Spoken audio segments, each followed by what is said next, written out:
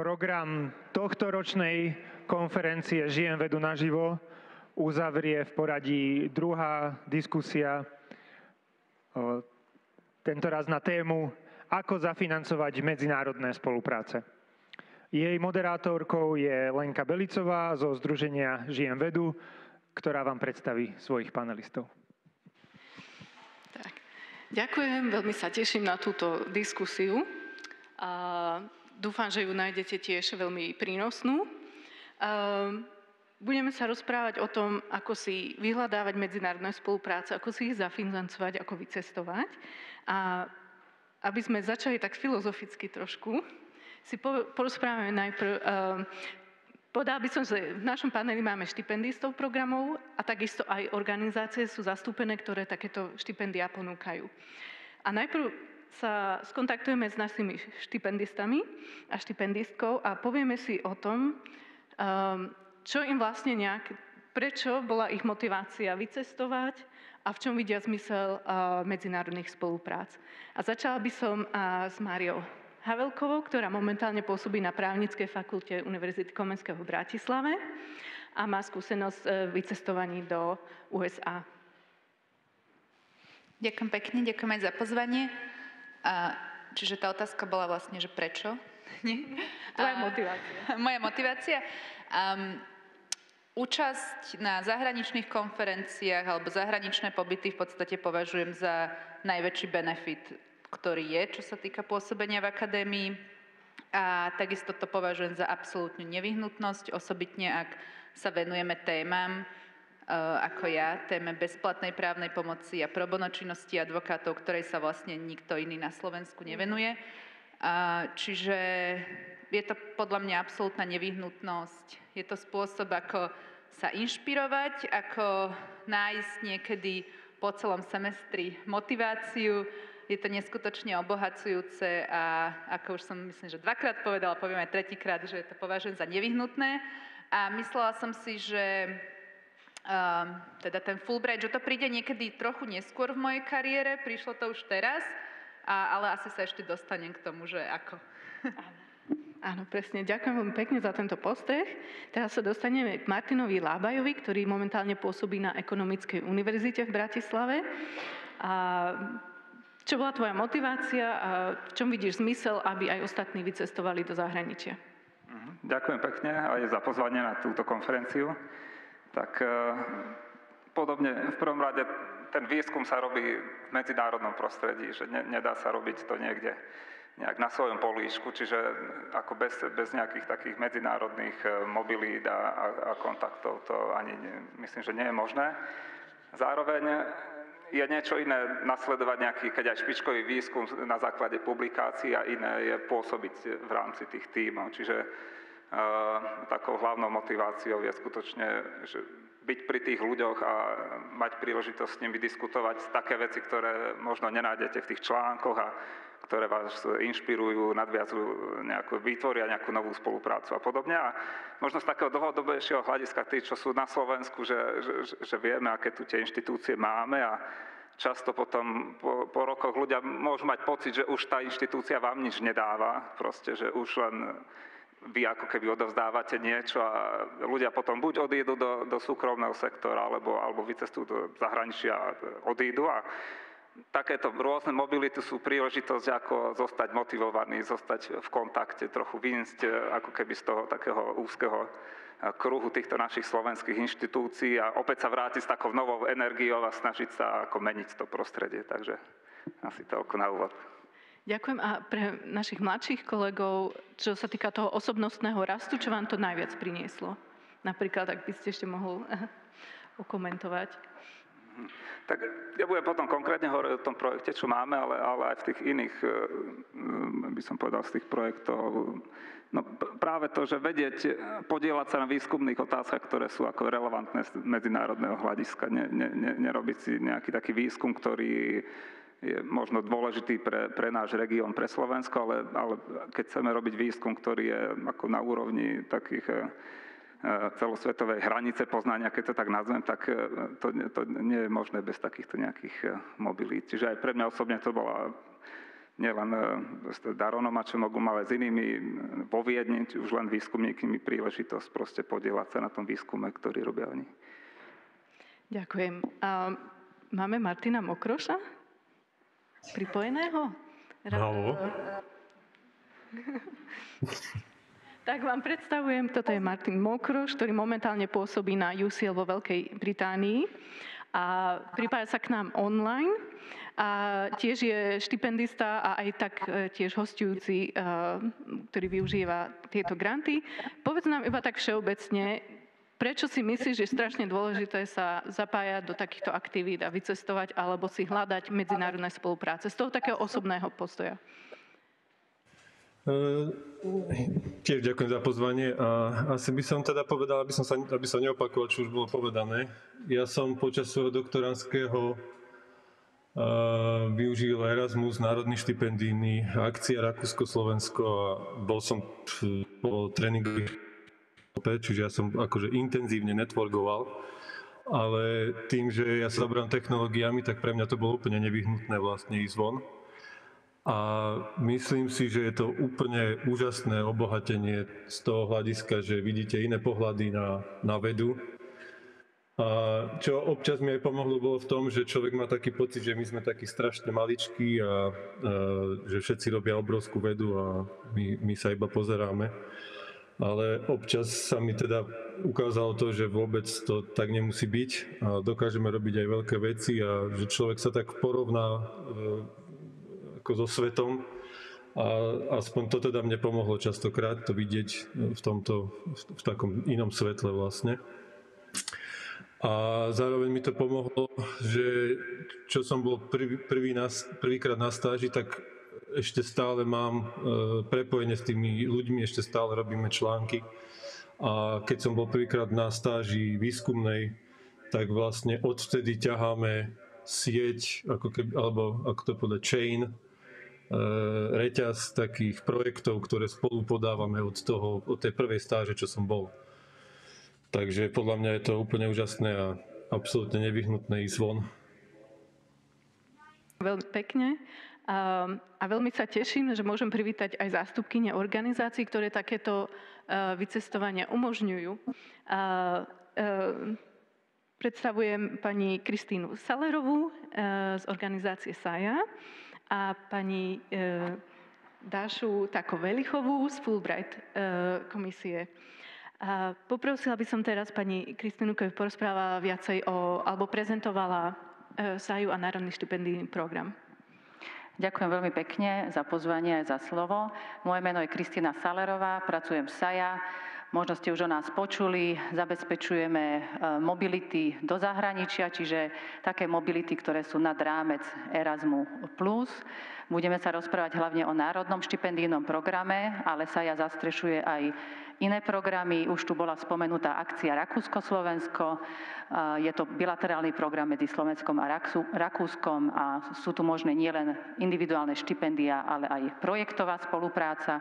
Okrem toho je to program CEPUS v rámci strednej a juhovýchodnej Európy, podporuje mobilitu študentov, doktorandov, výskumníkov, vysokoškolských učiteľov.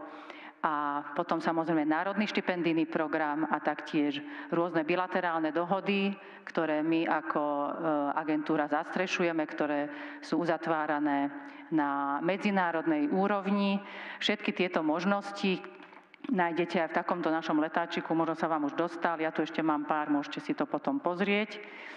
A teraz možno k tomu nášmu veľmi krásnemu programu a som veľmi rada, že tento program môžem administrovať na strane slovenských uchádzačov.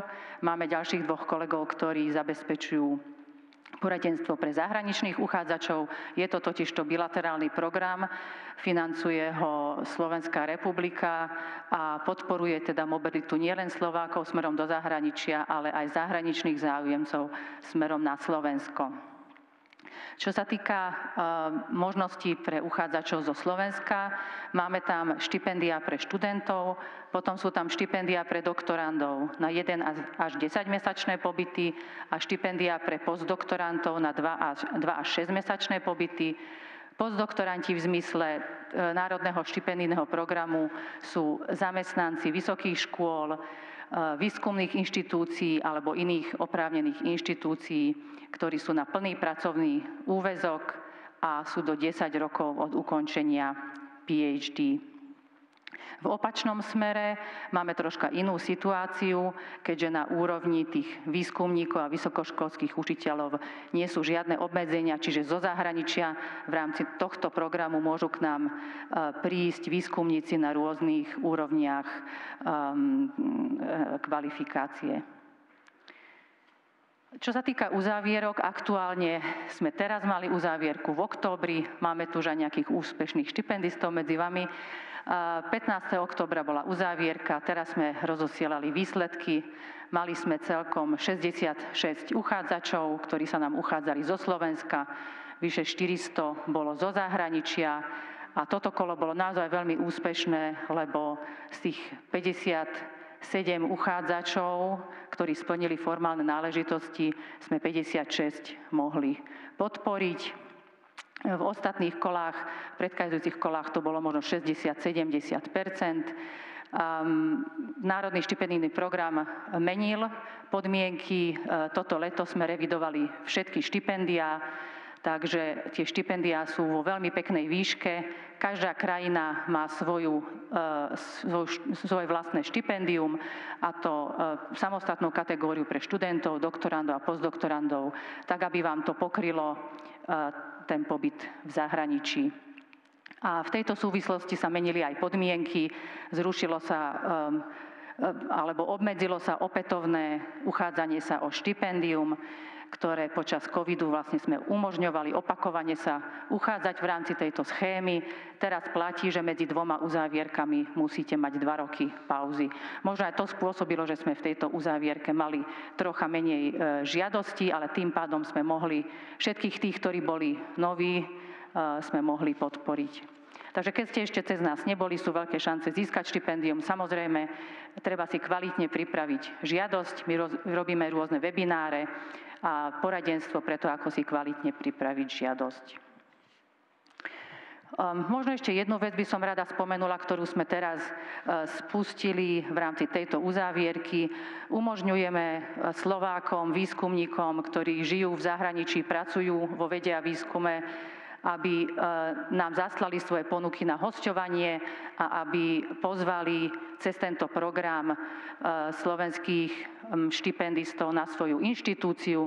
Tento formulár sa dá potom stiahnuť na našej web stránke, čiže ak by mal niekto o takúto možnosť záujem, môže nás kontaktovať, zaslať nám svoju ponuku a prípadne v budúcnosti, ak takémuto štipendistovi je udelené štipendium, môže takýto štipendista realizovať pobyt na tejto inštitúcii.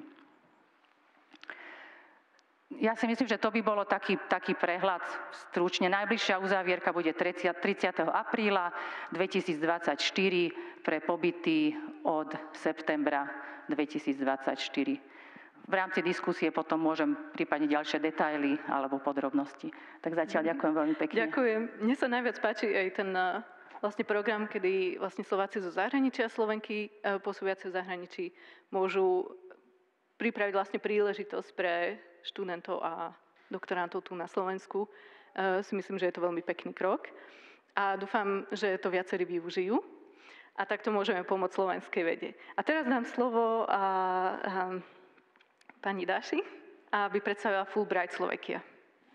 Ďakujem veľmi pekne. Áno, Lenka sa ma na začiatku pýtala, či je potrebné predstaviť obidve mená, takže som ti skomplikovala situáciu, Dáša je úplne v poriadku. Ja som tu teda za Fulbright Slovakia alebo Fulbrightovú komisiu, alebo komisiu J. Williama Fulbrighta pre vzdelávacie výmeny. Všetko sme to my. Ten posledný je oficiálny názov, taká naša marketingová skratka je Fulbright Slovakia. Ak ste už počuli o Fulbrighte, ak teda pracujete mimo Slovenska, tak pevne verím, že áno. Čiže ak ste počuli o Fulbrighte v niektorej inej krajine, tak si prosím vymažte polovicu veci, čo máte v hlave, pretože Fulbright je vlastne program medzi Spojenými štátmi a niektorou partnerskou krajinou. Čiže pôsobí asi v 160 krajinách sveta, ale ten Fulbrightov program v tej danej krajine má trošku iné kritéria, takže Tým, že ste Slováci, alebo teda máte slovenské občianstvo, tak ste odsúdení hlásiť sa prípadne na Fulbrightov program len cez Fulbrightovú komisiu na Slovensku.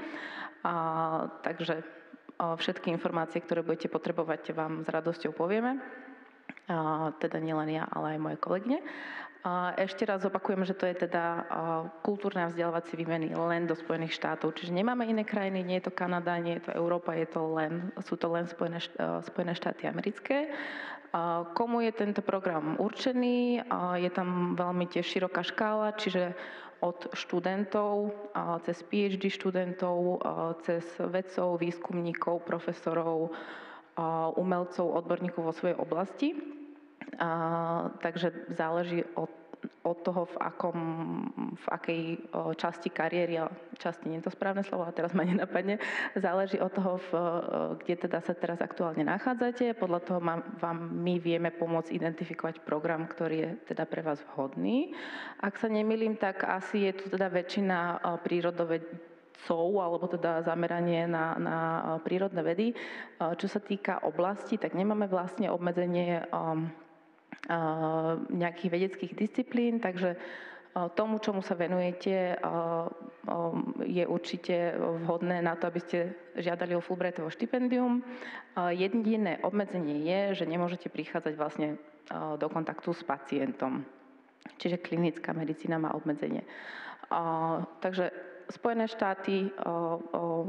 štáty štipendia pre jednotlivcov, ale vždy teda radi pripomíname, že nie sú to len Slováci, ktorí chodia do Spojených štátov, ale aj Američania, ktorí chodia na Slovensko.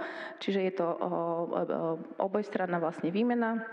Takže ak ste na Slovensku a myslíte si, že by bolo fajn, ak by vlastne americký profesor alebo odborník zavítal na vašu inštitúciu, tiež sa to dá cez Fulbrightov program.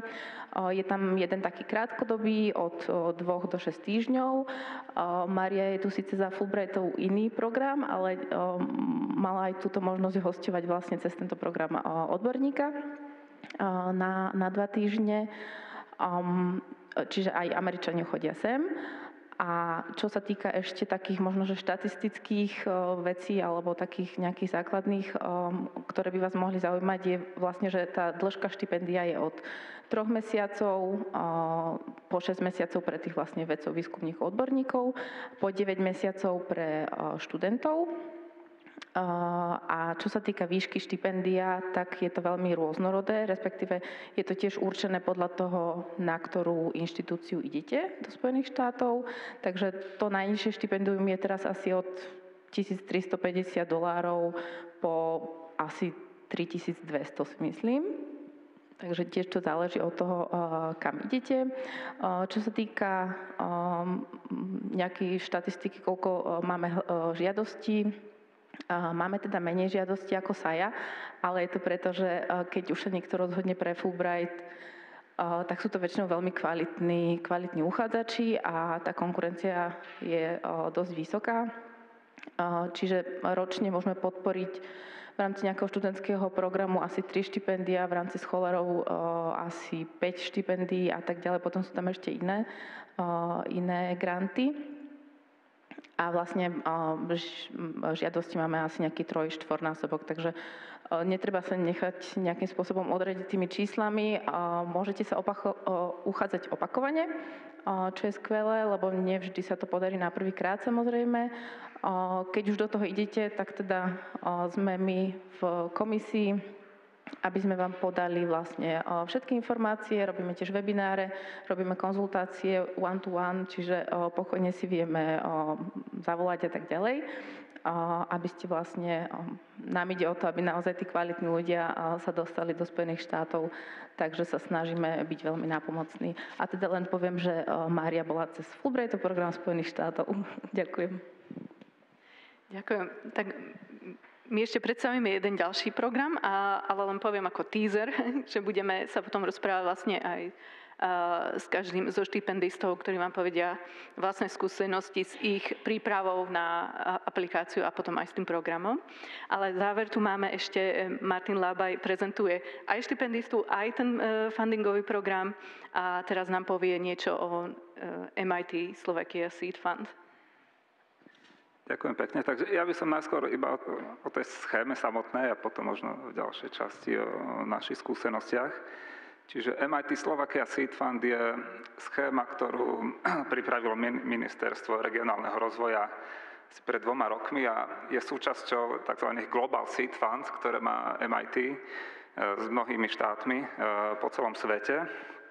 A ten fond je určený na nadviazanie nové alebo rozšírenie už nejaké existujúce spolupráce.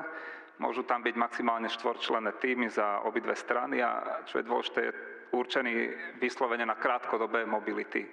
Čiže je to taká schéma, ktorá skutočne je na to vôbec nadviazať nejakú spoluprácu a potom počas tých krátkodobých mobilít možno rozvinúť, podať nejaký ďalší projekt a spolupracovať na niečom dlhodobo. Pokrývajú sa z toho cestovné náklady vyslovene.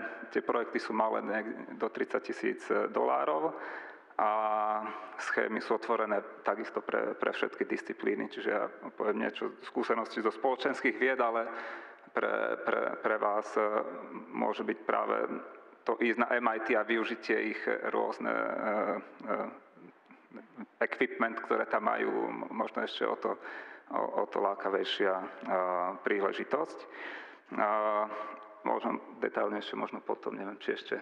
Koľko rokov tento program beží? Je to druhý ročník? Áno, taká prvá výzva bola v roku 2021 na financovanie mobilít pre obdobie 2022-2023, ktoré sme sa aj my zúčastnili. A ako som povedal, tým, že je to MIT Slovakia Seed Fund, čiže oni vyberajú v rámci toho balíka podaných žiadostí zo Slovenska.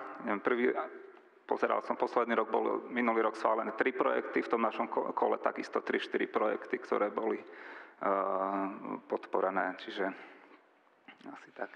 Dobre, ďakujem. A ešte pripomínam, že môžete dávať otázky na slajdo, keď vás niečo napadne počas diskusie. Tak možno začneme s Máriou a povieš nám teda, ako prebiehal ako si sa vlastne dostala k tomuto programu, ako si sa pripravovala na aplikáciu a teda gratulácie, keďže je to taký kompetitívny program. Som nevedela, že iba tak málo štipendií sa ročne uzná, takže je to naozaj veľký achievement. Tak ja som tak nejak vnútorne vedela, že sa jedného dňa budem o toto štipendium uchádzať, lebo teda vždy som ho považovala za prestížne. Je to jeden z najstarších programov, ktorý funguje viac ako 75 rokov. Netušila som, že to bude tak skoro. Ja som bola v 2019 na konferencii v Indonézii, takto pred Vianocami a prezentovala som tam vlastne výsledky môjho výskumu z dizertačnej práce, ktoré sa venovali téme bezplatnej právnej pomoci a tam sa mi prihovoril taký americký profesor, že teda aká skvelá téma, že či som uvažovala nad Fulbrightom a ja som mu odpovedala, že ja som si myslela, že to je pre skutočných vedcov a on mi povedal, že som skutočná vedkyňa a že teda ma rád pozve a napíše mi pozývací list, tak by som sa rozhodla uchádzať. Čiže to bolo možno také úplne prvé ponaučenie, že keď aj my sami si neveríme, ak v nás veria skutoční odborníci, tak im treba veriť.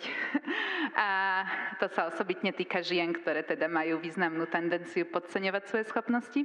No a potom som si pozerala podmienky, zistila som, že ich spĺňam, dokonca tam nie je vlastne takto pre vedcov, vedkyne nie je ani potrebné jazykový nejaký certifikát, lebo predsa tie jazykové zručnosti sa preukazujú tým projektom. Takže som sa rozhodla, že si ten projekt podám. Písala som ho 3 mesiace reálne a potom teda som absolvovala ústne interview a hneď na druhý deň mi teda volali, že som bola úspešná. Možno by som hneď začala tou byrokraciou, že teda tí, čo pôsobíme na slovenských inštitúciách a zmene bodaj, teda ja som riešiteľka VEGI hlavná a plus som v APV projektoch, to sa nedá porovnať. Tu ja mám pocit, že sa ako keby to nastavenie je, že všetci sa tu chcú nejak na úkor niečoho obohatiť a zneužívať tie prostriedky a preto vlastne musíme vypisovať kontrolné listy a žiadosti a ja si napríklad knihy kupujem zásadne z vlastných prostriedkov, lebo nechcem ísť tým byrokratickým procesom. A prípade Fulbrightu to bolo úplne naopak, že tam bolo cítiť tú dôveru, že vlastne vám dajú tie finančné prostriedky, vy si s nimi môžete v podstate robiť, čo chcete a aj ešte sa k tomu asi dostaneme, že aj tá záverečná správa, že vlastne oni od vás neočakávajú okamžité výsledky, lebo vedia, že nie je možné, aby niekto teraz do pol roka publikoval. Ja som sa vrátila pred rokom a pol, no ešte som tie výsledky nepublikovala, hej, že pracujem na tom intenzívne. Čiže toto je ten prvý ako keby rozdiel v tej skúsenosti s takýmto medzinárodným etablovaným programom a teda tou slovenskou byrokraciou. Mňa tam zaujala tá rýchlosť toho rozhodnutia. Lebo veľa programov je takých, že vlastne sa čaká niekoľko mesiacov, aj pol roka na európske, aj rok pomaly. Na pozvanie na interviu som čakala niekoľko mesiacov, že to som aj medzi tým zabudla, že som si podala, ale potom teda mi zavolali, že či môžem o týždeň som mala interviu a hneď deň po interviu mi vlastne volali, že som bola úspešná a potom naozaj ten support aj od Dášie, od celej komisie bol skutočne úžasný, že aj keď tam bol nejaký problém s účtom, tak sme to okamžite vedeli vyriešiť. Že je vidieť, že s tým majú skúsenosť a aj to, že ja neviem, tak u nás na fakulte, na grantovom oddelení sú tam dvaja ľudia, čo majú na starosti, alebo teda pod nimi je veľké množstvo projektov, že tu je vidieť, že tam je ten individuálny prístup a že sa vedia vlastne, že majú aj čas a je tam aj ochota sa vlastne venovať tým štipendistom. A teda pomáha ti niekto aj s prípravou toho projektového návrhu? To nie. Teda asi som to konzultovala s tým profesorom Timothym Casey, ktorý ma vlastne pozýval, ešte by som možno spomenula tú inštitúciu, že ja som bola na California Western School of Law, čo nie je nejaká prestížna právnická fakulta, ale je to možno, že na prvom mieste v USA, čo sa týka diverzity, aj vo vzťahu k študentstvu, aj vo vzťahu k tej akademickej obci. Čiže preto som si vlastne vybrala aj túto inštitúciu. No a medzi tým Timothy Casey už pôsobí na UCLA, kde som vlastne bola potom pozvaná na konferenciu, takže som si poznačila SAIA 34., že by som tam možno mohla vycestovať v rámci nejakej ďalšej schémy. Ďakujem veľmi pekne. Teraz by sme sa vrátili k Martinovi Mokrošovi, aby nám porozprával skúsenosti z jeho. Dúfam, že ho vidíme. Martina? Super. Ty máš skúsenosti s národným štipendijným programom však na vycestovanie do Fínska. Áno. A potom máš ešte ako hostujúci skúsenosti. Môžeš nám to, prosím ťa, porozprávať tak podobne ako Mária, že sorry, mám nejaké echo tu, že ako si vlastne vybral tie programy, ako si sa o nich dozvedel, mal si nejakú podporu, keď si písal tie projekty a aký ten celý aplikačný proces vlastne prebiehal? Ja chcem hlavne poďakovať SAI, lebo som strávil hodiny na tom webe a na tej databáze a je to niečo úplne úžasné, čo máme vlastne, čo sa týka SAI, aj Národného štipendijného programu. Pochodil som krajiny a niečo ako Národný štipendijný program som teda nikde nenašiel. Čiže ja som využil vlastne všetky možnosti, aké sa dajú. Čiže som šiel ako doktorant do Fínska, potom som tu mal študentku z Číny a z Indie na stáži a teraz v tejto poslednej výzve ide náš doktorant zo Zvolena do Japonska. Čiže som si to tak uniesol a je to vlastne úžasná vec, že môžete mať toho študenta u seba z celého sveta a vlastne ho príjmete a dostáva štipendium zo Slovenska, čiže je to úžasná vec. A tie spolupráce sú naozaj kvalitné, čiže s tou študentkou z Číny sme odpublikovali naozaj významný článok v jednom najlepšom časopise, čo sa týka Urban a Landscapeu a teraz vlastne sme submitli Nature Communication len na základe tej stáže. A potom tá moja stáž, ktorá bola vo Fínsku, ja som sa dostal na Fínsky geodetický inštitút, ktorý je v tom mojom odbore jeden z najlepších inštitútov na svete. Čiže mne to úplne zmenilo kompletne celú kariéru výskumnú. Čiže som tam strávil niekoľko mesiacov a potom som sa zapojil rovno do jedného medzinárodného projektu s nimi, ktorý viedli oni a potom ten ďalší projekt som už podával ja, ktorý som viedol spolu s nimi a teraz máme ďalší projekt. Čiže v podstate to, že som bol na 3 alebo 4 mesiace cez SAIU, teda cez Národný štipendijný vo Fínsku, mi absolútne zmenil kurz toho môjho výskumu. Čiže, čo by som povedal, podľa mňa, keď to dáva zmysel, čo robíte a keď máte plán a nechcete len sa ísť ako keby vycestovať, že ja neviem, vidieť nejakú krajinu, tak potom sa ako keby tá aplikačka píše sama, by som povedal.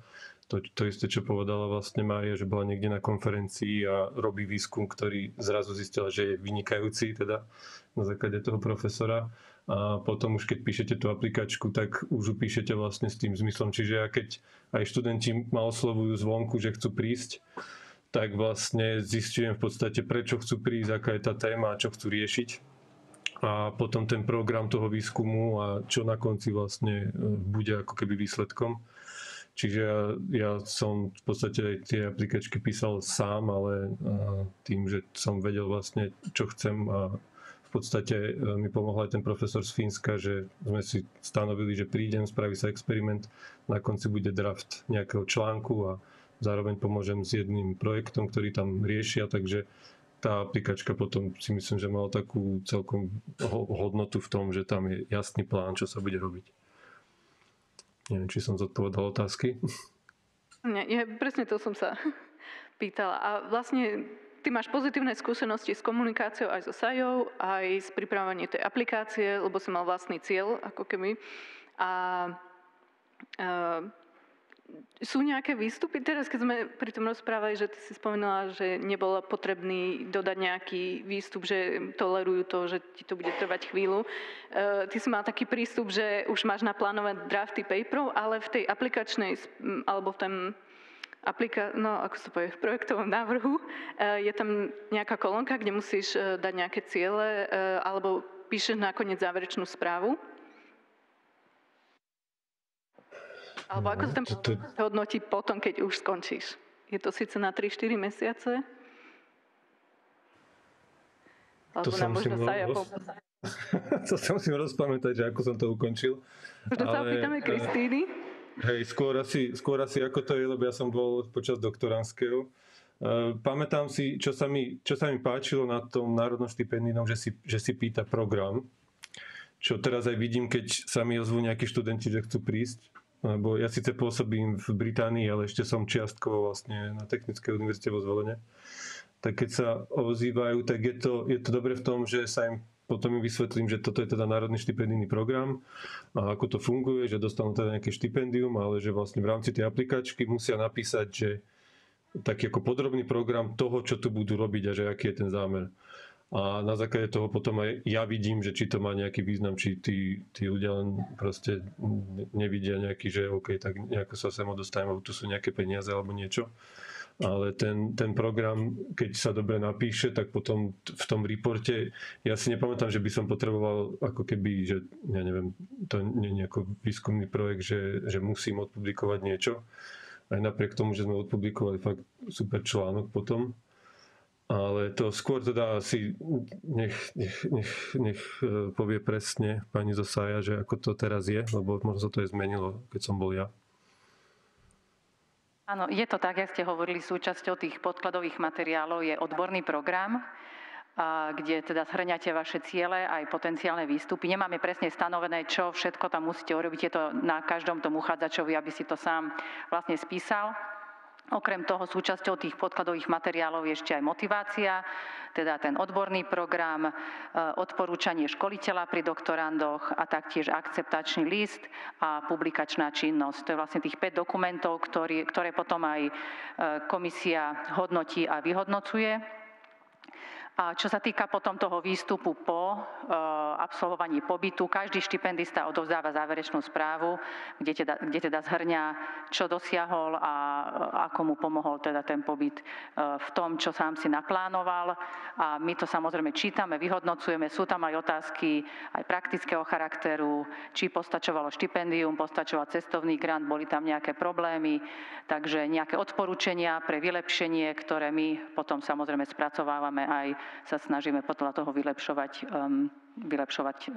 naše služby, administráciu programu. A možno ešte by som nadviazala na to, čo ste spomínali, že keď sa ku vám hlásia tí zahraniční štipendisti, že je veľmi dobré, aby taký odborný program mali. Čiže to je aj informácia pre našich slovenských uchádzačov, ak budete si hľadať nejakú kontaktnú osobu v zahraničí. Aj my odporúčame teda pripraviť si ten odborný program, životopis, motiváciu a už s takouto kompletnou sadou materiálov kontaktovať potenciálneho zahraničného školiteľa, aby on bol informovaný už o tom, čo vy tam chcete robiť a aby mohol prejaviť záujem o spoluprácu s vami. Ďakujem veľmi pekne. Ešte mám pár otázok, ale to potom pôjdeme ďalšie kolo. A teraz by som dala priestor Martinovi Labajovi, aby nám povedal skúsenosti zo svojho projektu. Prepáč. Ďakujem. Možno by som ukázal pár aspoň takých slajdov, fotiek nášho tímu, lebo sme tam 4-členný tím a ten projekt sa venuje dopadom automatizácie na trh práce v USA a v Európe a my na ňom spolupracujeme s Daronom Acemoglu z MIT, ktorý je jeden z najcitovanejších ekonómov na svete. Sú rôzne rankingy, ale keď nie je na prvom mieste, tak je vždy v nejakej top 3, top 10. Venuje sa oblasti ekonómie, rozvoja, v súčasnosti dopadom automatizácie, veľmi aktívny v tom, ako umelá inteligencia bude meniť spoločnosť, ako demokracia je dôležitá pre rozvoj a podobne. Nedávno mu vyšla knižka, tu dokončoval, keď sme tam boli minulý rok, Power and Progress, ktorá je, aj kto nemá ešte darčeky, možno vhodný darček. Nie je to síce jednoduché čítanie, písali ho so Simonom Johnsonom, ktorý je historik, čiže je tam veľa historických faktov, ale je to, myslím, že pekný darček. A poviem vám niečo o tej schéme, čo si myslím, že pre nás Slovákov je skutočne asi taká úžasná, najrýchlejšia a možno aj najjednoduchšia možnosť dostať sa na MIT a spolupracovať s ľuďmi, ktorí sú na MIT bez toho, aby ste vôbec predtým s niekým komunikovali s MIT. A to, čo vám to poskytne, je potom, že MIT, myslím, že naprieč tými disciplínami, nielen v ekonómii, má ľudí, ktorí každý rok dostávajú Nobelové ceny. My sme tam stretli Josha Angrista, ktorý dostal Nobelovú cenu za ekonómiu veľmi nedávno. A všetci, preto ukazujem tie fotky, lebo dúfam, že z nich ide dobrá atmosféra. Všetci sú to ľudia, ktorí sú veľmi otvorení a vôbec neuvažujú o tom, že ste niekde zo Slovenska, kde nemusia ani tušiť, kde tá krajina je a nemusia vôbec počuť o vašich publikáciách, ktoré nie sú v tých žurnáloch, kde oni publikujú. Čiže že to vôbec nie je prekážka na to, aby ste takúto nejakú spoluprácu nadviazali. Kto si chce trochu pozrieť viacej k tomu programu, tak dúfam, že funguje ten barkód, ktorý tam je. Tej naše skúsenosti, my sme vlastne už predtým s doktorantmi nejakými sa tým témam automatizácie venovali, sledovali sme jeho články, lebo on je pre nás skutočne guru v úvodzovkách tej oblasti. Snažili sme sa ich nejako replikovať na nejakých údajoch, ktoré sú zo strednej, východnej Európy a podobne. A toto bola úžasná príležitosť osloviť ho. A keď to veľmi zjednoduším, tak celé, čo to stálo, bolo poslať mu jeden e-mail, na ktorý on zareagoval do 2 hodín, že teda si môžeme dohodnúť nejaký call. Čiže ja som ten mail síce formuloval asi 2 týždne, kým som ho odoslal a potom ďalší mesiac som absolvoval asi 3 ďalšie rozhovory s nejakými kolegami aj z Viedne, aj podobne, že teda aby som sa na ten call, ktorý potom bol nejaký taký polhodinový s ním ohľadom toho projektu pripravil. Ja tesne predtým, ako sa ten Zoom spustil, som myslel, že dostanem nejaký taký záchvat. Ale celé to bolo veľmi príjemné, veľmi jednoduché, keď sa dostaneme k celej tomu aplikačnému procesu, že uvádza to sa ministerstvo, ktoré ale celý vlastne ten proces manažuje MIT v rámci tých Global Seed Funds, čiže ministerstvo prispelo tým, že to celé umožnilo, dohodlo, ale vložilo tam tie peniaze, cez ktoré oni to teraz nejako financujú. A je na to jednoduchá žiadosť, ktorá, neviem ako je Fulbright presne, ale ktorá má možno dokopy 5 strán a z toho sú tam ako k tej obsahovej stránke skutočne veľmi stručné, že tam netreba písať nejaké litány o tom, že čo chcete robiť a tú kvalitu garantuje, myslím, že ten ich zodpovedný riešiteľ z MIT. Čiže ten celý proces, ako žiadať, je veľmi jednoduchý.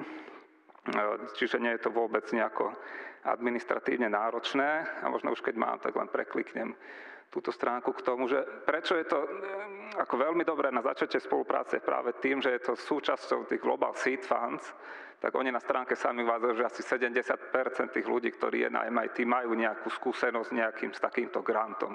Možno s inou krajinou, ale majú, čiže je veľká šanca, že o tom budú vedieť a pozitívne na ten nejaký váš proposal zareagujú. Zároveň aj ten Justin, ktorý je tam uvádzaný ako kontaktná osoba, jednak on sám je veľmi nápomocný, ja som s ním konzultoval už aj to písanie samotného mailu, že ako osloviť tých ľudí. Zároveň vraví, že každý z nich, tam je tá kultúra taká, že nech je to akýkoľvek profesor vám na ten mail odpíše. A nemusí vám odpísať hneď, ako robí Daro Načomoglu, ktorý odpisuje, neviem ako to robí, ale vždycky do 2 hodín. Nech sa to týka čohokoľvek, ale určite vám odpíšu, čiže všetkých by som veľmi rád povzbudil na to, že ak máte nejaký takýto zámysel, tak treba do toho ísť. A celý ten proces je veľmi jednoduchý potom od podania tej žiadosti aj celé tej implementácie, o ktorej ešte budeme hovoriť ďalej. A váš program teda už skončil a potrebovali ste napísať nejakú záverečnú správu? Je to súčasť toho? Alebo ten projekt áno, ten náš projekt práve končí teraz v decembri. Takže sa chystáte. Chystáme sa písať záverečnú správu. Tú záverečnú správu by mal písať ten výskumník z MIT, ale samozrejme, že treba mu spraviť nejaké podklady a je to robené tak je na to nejaký taký online formulár, ktorý sa musí vypísať, kde sa vypíše, koľko tých prostriedkov sa vyčerpalo, ostatné sa tam musia vrátiť a zároveň sa opíšu nejaké výsledky, ktoré sa dosiahli. Podobne ako bolo spomenuté tiež, ani to nebola povinná zaviazať sa k nejakým výstupom, že tam opíšeme, k čomu sme sa ako keby dopracovali, ale nie je to záväzné, čo je opäť výhoda, že tí zahraniční, oni ani sami by neboli ochotní sa zaviazať do 2 rokov s vami niečo teda publikovať, ale čiže nemáme tú správu ešte za sebou, ale ten formulár, keď som pozeral, vyzerá pomerne jednoducho. Opäť len sa opíšu tie dosiahnuté výsledky a z ich strany sa zhodnotí tá spolupráca, ktorú ako keby s nami mali. Ďakujem veľmi pekne. Jedna otázka, čo ma napadla, a to je vlastne na všetkých, či boli potrebné nejaké doplnkové financovanie. Či stačí vlastne to pokrytie na životné náklady, či vlastne niekto musí investovať aj svoje vlastné peniaze na prežitie. Možno môžeme ísť takto za radom. Tak tí, čo pôsobíme v Bratislave vo vede, a teda žijeme v jednom z najdrahších miest v Európe, čo sa týka nákladov na život a našich príjmov. Tak ja musím povedať, že s tým Fulbrightovým štipendium som vedela vyžiť veľmi dobre aj v jednom z najdrahších miest v USA, v San Diegu. Mimo grantu som mala uhradené letenky aj poistenie a potom som mala grant, ktorý mi vlastne došiel v 2 splátkach. A nie len, že som sa tam nemusela nejakým spôsobom obmedzovať v tom živote kalifornskom, ale aj som v podstate si z toho vedela potom zafinancovať nejaké tie road tripy po Kalifornii. Ale čo je podľa mňa dôležité, je, že moja fakulta ma podporila v tom rozsahu, že mi ponechali celý môj plat a to by som aj apelovala na všetkých štipendistoch, nech to vždy požadujú od svojich inštitúcií, pretože jedna vec je, že je to prestíž aj pre tú inštitúciu slovenskú, ale druhá vec je tá, že aj keď odídeme na pol roka, to neznamená, že sa odstrihneme a nebudeme pracovať, ale mala som bežne cally ráno o 5:00 s Bratislavou, školila som záverečné práce, v podstate som robila všetko vlastne okrem učenia. Čiže keď si zrátam to štipendium spolu s mojím platom, tak to bolo veľmi fajn, že nemusela som sa tam nejakým spôsobom v tom živote obmedzovať, by som povedala. Martin, ako to bolo pre teba? Čo sa týka nášho grantu, možno len pripomínam, že tie financovanie na krátkodobé mobility, vyslovene neviem, aký je maximum, či mesiac, ale my sme tam boli 2-krát po 10 až 14 dní. Ten grant prepláca letenky a čas nákladov na ako keby také form of diet, čiže tam myslím, že bol limit do $300 na deň, čo sa zdá dosť, ale keď si nájdete drahé ubytovanie, tak je to tak na doraz potom. Čiže my sme si dofinancovávali kvôli tomu, že sme mali aj iné projekty, tak sme si to dofinancovali, ale vedeli by sme teda vyžiť aj z toho grantu, ktorý poskytuje to MIT. Môže sa to líšiť naprieč tými departmentmi. Na to by som možno ešte upozornil, že vlastne celá tá schéma funguje tak, že po pridelení toho grantu tie peniaze zostávajú na MIT a oni tie peniaze potom manažujú. Čiže ten grant nie je zaujímavý z hľadiska ako keby univerzity v tom zmysle, že neprinesie im ďalšie peniaze, tak ako je to na Slovensku nastavené.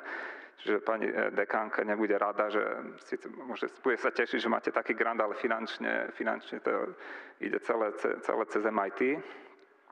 Takže môže sa tá refundácia teda líšiť, ale pre nás, my sme jednoducho poslali letenky, ktoré sme mali, ubytovanie a celý ten balík peňazí nám preplatili. Čiže aj v tomto zmysle to bolo veľmi jednoduché, nemuseli sme robiť verejné obstarávania a rôzne takéto veci, keď si kupujete tie letenky cez univerzity. Ďakujem. Chceli by ste vykomentovať na napríklad Dáša? Prvá som sa chytila mikrofónu. Ja by som len chcela doplniť k Márii.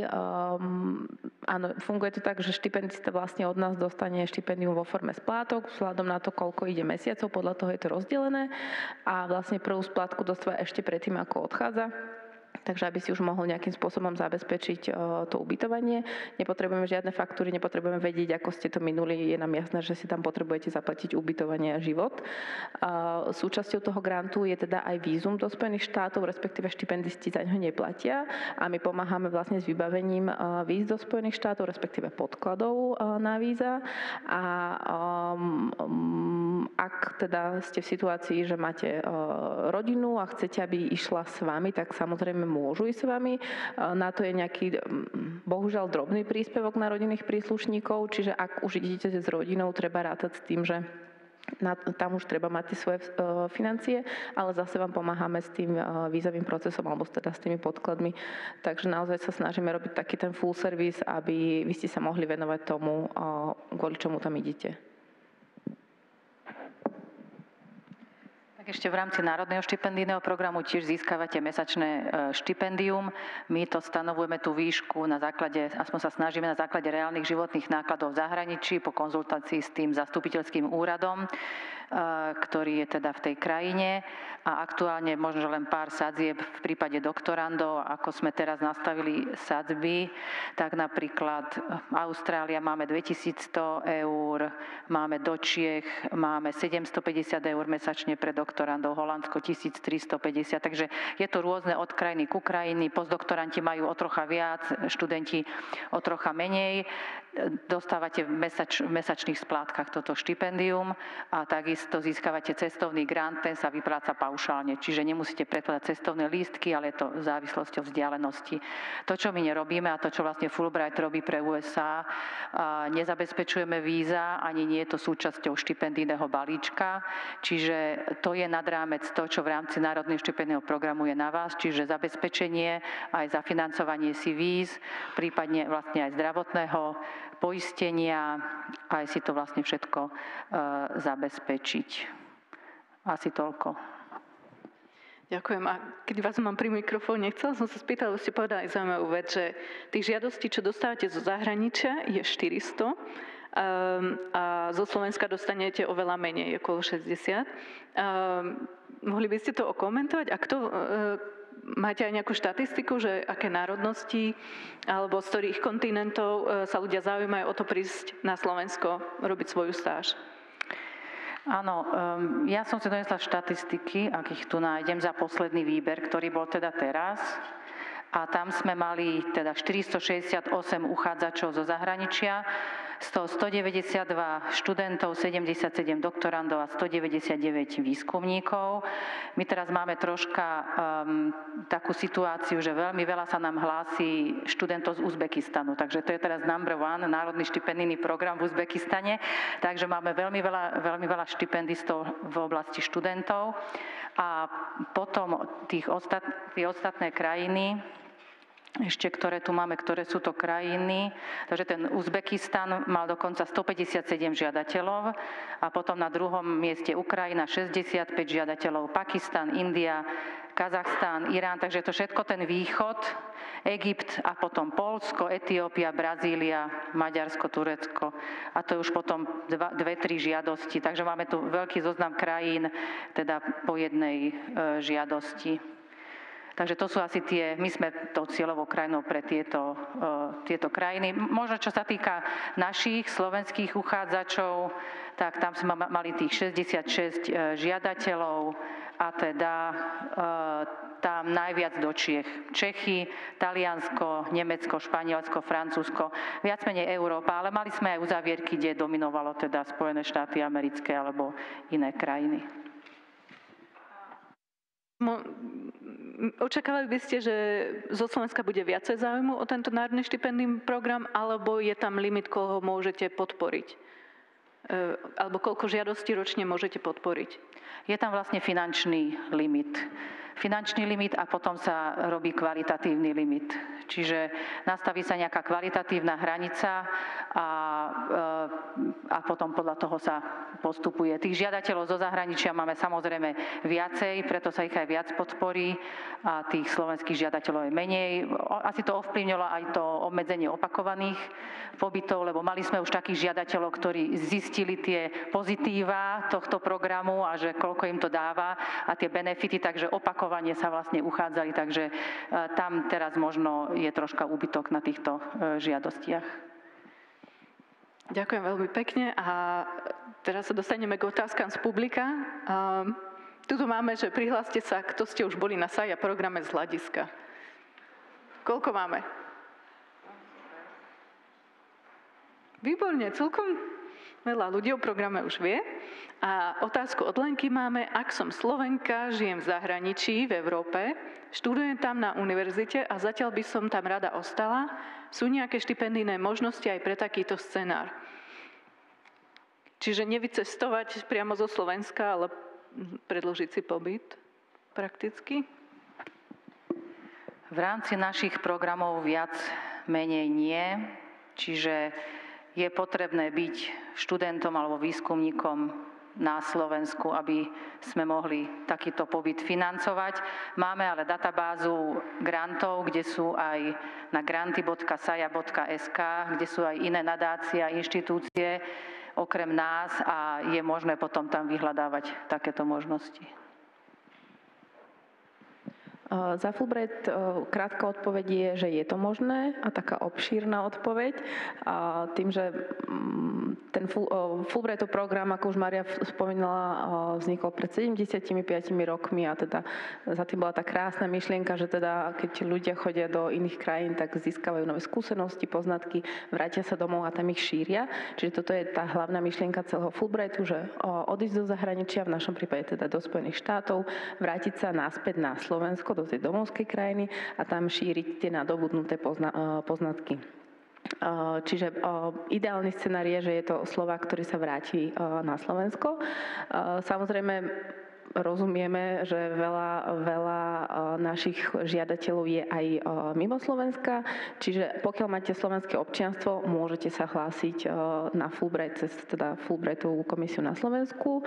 Záleží od toho, že či ste, keď som to správne pochopila, bolo to, že študuje, čiže neviem, či PhD alebo master.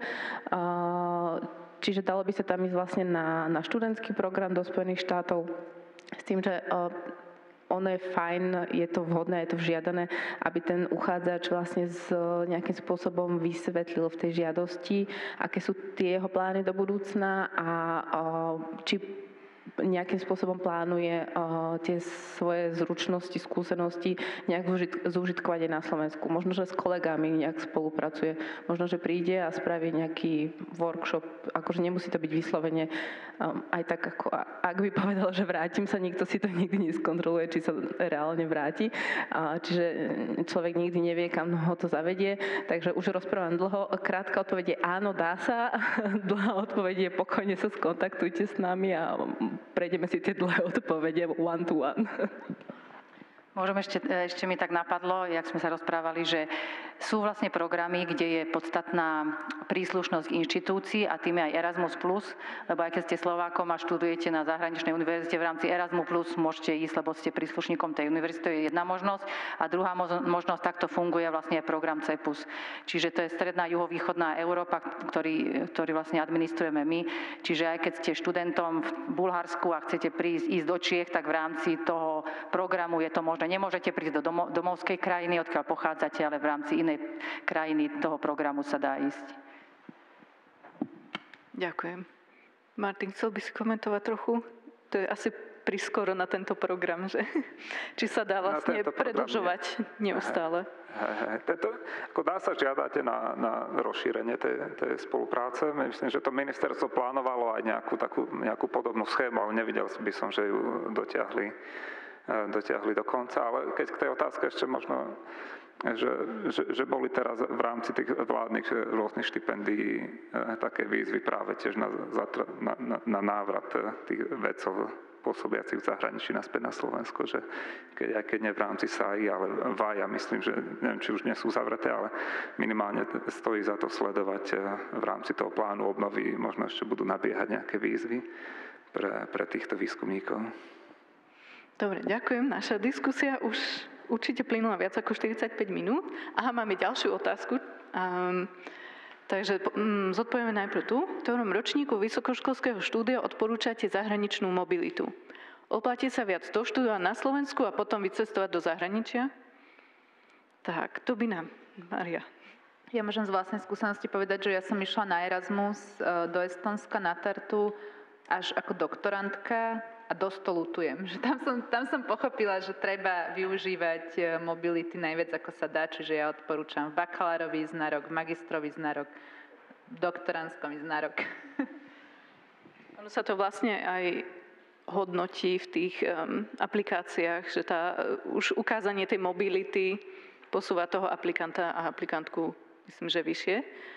Martin, svoje skúsenosti? Podobne by som poradil ísť už aj, či už bakalárskeho alebo inžinierského štúdia. Kto má obavy, tak možno aj nájsť si kratšie. Sú rôzne také letné školy dvojtýždňové. Mal som viacerých študentov, ktorí mali veľké obavy, že nešli na Erasmus na celý semester, lebo si mysleli, že nevedia dobre po anglicky, alebo ja neviem čo. A dali sa nahovoriť na dvojtýždňovú letnú školu v Nemecku a ďalší semester už žiadali o mobilitu na celý semester prostredníctvom Erasmus programu. Čiže určite to treba skúsiť počas toho štúdia na Slovensku. Môžeme sa opýtať aj Martina Mokroša, ale myslím, že má veľmi pozitívnu skúsenosť. Ja súhlasím jednoznačne s bakalár a na inžinierskom, lebo to sú vlastne aj rozdiely. Ja som bol počas inžinierského na študijnom tiež vo Fínsku a bolo to úplne úžasný jeden semester, lebo už keď idete na doktorandskom, už to není to, čo zažijete na tom inžinierskom, lebo ten inžinierský je študijný pobyt a už potom ten PhD je skôr výskumný pobyt, čiže sú ako dve rozdielne veci, by som povedal. A Erasmus je dobrý v tom, že máte 12 mesiacov, ktoré si vlastne míňate. Aspoň teda, keď som bol ja, tak to bolo tak môžete ísť vlastne jeden semester bakalár, jeden semester inžinier a ešte vám zostane zo pár mesiacov. Takže jednoznačne od začiatku a nebáť sa. Tak, ďakujem. Teraz by som vás požiadal o nejaké také záverečné zhrňujúce slovo, lebo čo mi vyplýva z diskusie, že ste veľmi za to, aby človek mal vyskúšať, že sú tu možnosti aj na Slovensku, ako vycestovať a dokonca aj ako sa možno vrátiť. O tých sa budeme baviť možno niekedy inokedy. možno také záverečné kolečko, a keď máme Martina už tu nahodeného na obrazovke, tak možno Martin Mokroš môže skúsiť shrnúť nejak tie svoje skúsenosti a dať nejakú takú čerešničku na tortu a radu ďalším. Ja by som to iba, lebo, ako by som to povedal, ja sa snažím vždy, keď máme nejakého doktoranda alebo keď máme nejakých šikovných študentov, ich nejakým spôsobom motivovať ísť. Možno si len tak uvedomiť, že keď skončíte to doktorandské, tak už budete potom riešiť postdoka a potom postupne sa stanete nejakým šéfom skupiny a už tie príležitosti už pomaličky odchádzajú, aj rodina, deti a tak, takže že uvedomiť si to, že keď som bakalár, inžinier a potom doktorant, že mám vonku proste neuveriteľne veľa možností, že rôzne agentúry mi chcú zaplatiť za to, aby som išiel von a naberal skúsenosti a je proste pre mňa úplne úžasná vec. Ja som sa snažil využiť čo najviac toho, čo tam bolo, keď som zistil pri tej prvej stáži, že toto je vlastne neuveriteľná vec, ktorá mi vlastne mení všetko. A je len veľmi ťažké, čo vidím na študentoch, urobiť ten prvý krok. Tak podľa mňa je celkom zaujímavé spraviť to s tými 2 týždňami a vyskúšať a ísť a vidieť, že vlastne sme konkurencieschopní a že robíme dobrú vedu a rozumieme po anglicky a vieme sa a človek sa oťuká potom jednoznačne. Je to obrovská príležitosť, keď človek študuje, že môže využiť neuveriteľné množstvo. Treba ísť na stránku SAIA, databázy, a len si čukať tie krajiny a vidieť, koľko príležitostí máte, je podľa mňa úplne neuveriteľné. Čiže je to potom škoda, keď sa zrazu niekto ako postdoktorand alebo už viac taký senior si to tak uvedomí, že OK, že treba ísť von a tak a už potom tých príležitostí nie je toľko, už nie je toľko toho času a treba jednoznačne ísť. Čiže ja by som len povedal to, že ja som začal s tými stážami a vidím to, že vlastne mi to zmenilo kompletne všetko. Čiže keby tie stáže nemám, tak určite nie som teraz na University College ako senior scientist a nevediem tie medzinárodné projekty, že všetko je to vlastne o tých vzťahoch, o tých ľuďoch. Ich musíte fyzicky stretnúť na konferenciách, na tých stážach a vtedy sa začínajú robiť všetky tieto kooperácie. Čiže najlepšie projekty, ktoré mám a ktoré boli najväčšia ako keby sranda ich robiť, vznikli na prípive po konferencii. Takže že ten ľudský kontakt, predsa len sme akože veci a všetko, ale ten ľudský kontakt a to, že sa s tým človekom rozprávate a rozumiete si, až vtedy dokážete robiť naozaj dobrú vedu, podľa mňa, keď ste na tej rovnakej vlnovej dĺžke. A to zistíte, až keď ich stretnete a keď budete chodiť medzi nich. Tak to sú moje odporúčania. Ďakujem. Mária? Ja samozrejme súhlasím so všetkým, čo bolo povedané. Ešte by som možno doplňal, že keď už sa vám to podarí vycestovať, tak tam neváhať na všetky príležitosti hovoriť áno. A vtedy, a vlastne už aj keď ja napríklad som bola teda v San Diegu, ale bola som aj na konferenciách na UCLA, v Clevelande, kam by sa človek v živote nedostal inak, nemal by tam dôvod ísť, alebo v DC na Georgetown Law School.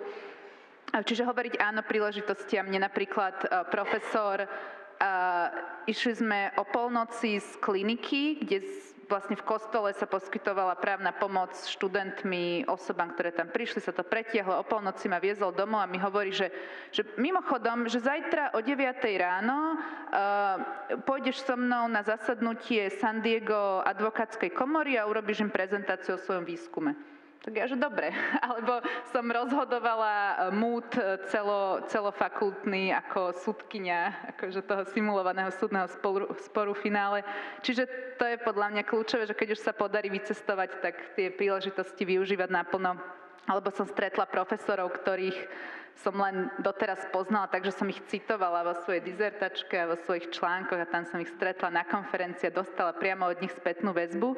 A ešte jedna taká skúsenosť, o čom sa asi takto málo hovorí, je potom sa pripraviť na tú frustráciu, ktorá príde, keď sa vrátite späť do slovenského prostredia. Že to je, teda ja som sa vrátila už pred rokom a pol a stále sa z toho spamätávam, lebo keď zažijete, ako vie fungovať inštitúcia, a potom sa vrátite sem, tak je to teda veľmi frustrujúce. Viem, že sa tu vyhotovuje záznam, ale nepredpokladám, že si to niekto z vedenia pozrie.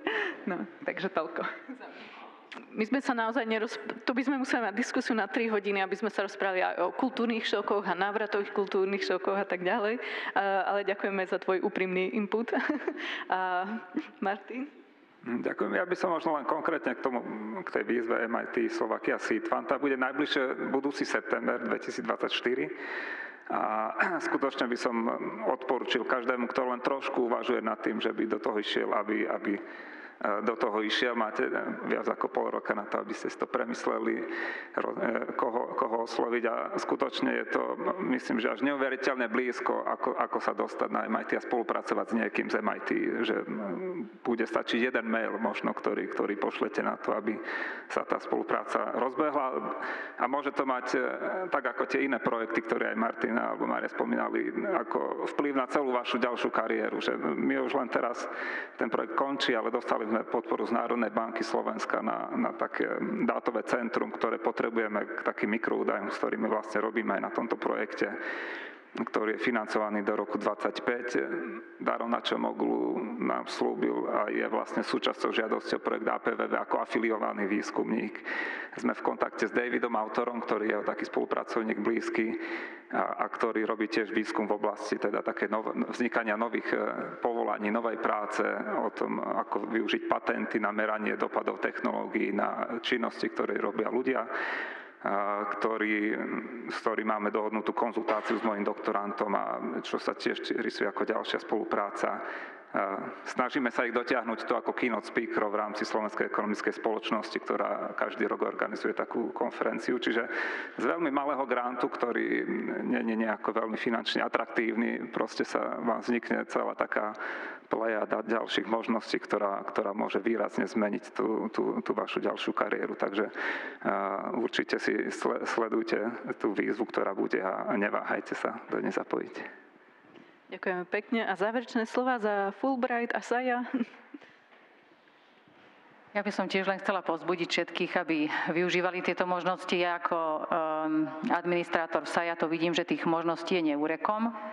A tí, ktorí to objavia, to potom začínajú aj pekne využívať, že ich pekne vidíme v jednom programe, v druhom a už to ide opätovne tu a opätovne tam.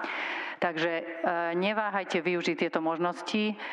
Štipendisti, ktorí aj teraz tu hovorili, majú pravdu a my to vidíme aj na našich webinároch. Pravidelne zapájame bývalých štipendistov programu a vidíme tú zmenu.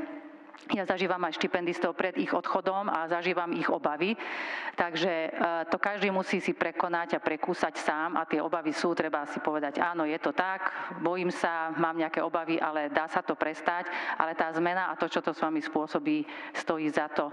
Takže určite choďte do toho, ten krok je na vás a budeme radi, ak prídete aj ku nám sa poradiť a určite aj my vás budeme vedieť, či už povzbudiť alebo usmerniť. Nechcem sa nejakým spôsobom opakovať, len teda nadviažem ešte na Máriu, čo hovorila, že my teda sa snažíme nejakým spôsobom pripraviť tých našich štipendistov možno, že na ten možno, že menší kultúrny šok, keď idú do Spojených štátov, takže tiež máme také orientačné stretnutia a potom, keď sa vrátia, ten kultúrny šok býva väčší. Takže potom na Slovensku existuje asociácia absolventov Fulbrightových programov, takže tam si môžu spokojne potom pofrflať a zdieľať tieto svoje frustrácie, takže potom máme vlastne tú podporu, aj keď sa vrátite na Slovensko, teda nie už my, ale absolventi medzi sebou.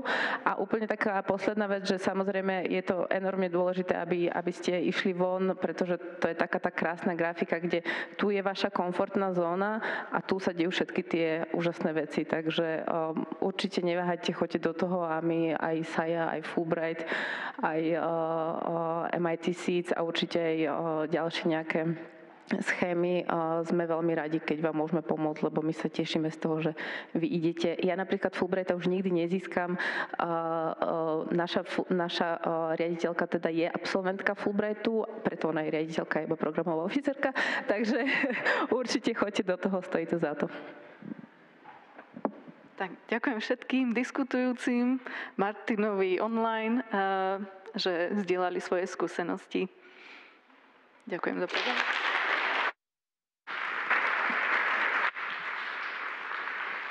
Takže veľká vďaka účastníkom druhej panelovej diskusie, ktorou sme ukončili program a teda čo dodať na záver. Hádam už len krátka rekapitulácia. Máme za sebou ďalší ročník konferencie Žijem vedu naživo. Pevne verím, že ste si okrem nových vedomostí a podnetných zážitkov odniesli aj veľa nových kontaktov a informácií. V mene organizátorov Združení Žijem vedu a Next Step Science by som chcel veľmi pekne poďakovať v prvom rade všetkým rečníkom, rečníčkám, panelistkám a panelistom.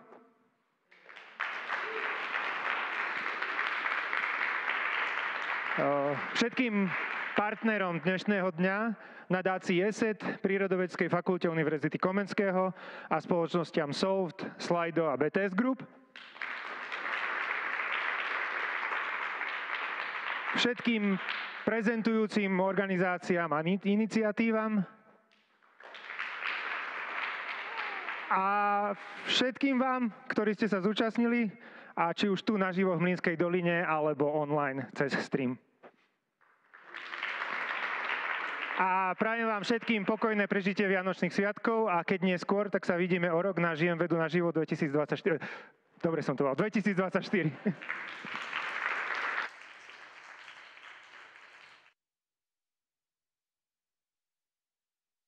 A ja len vyslovene posledné slovo. Ďakujeme Jurajovi za moderovanie konferencie.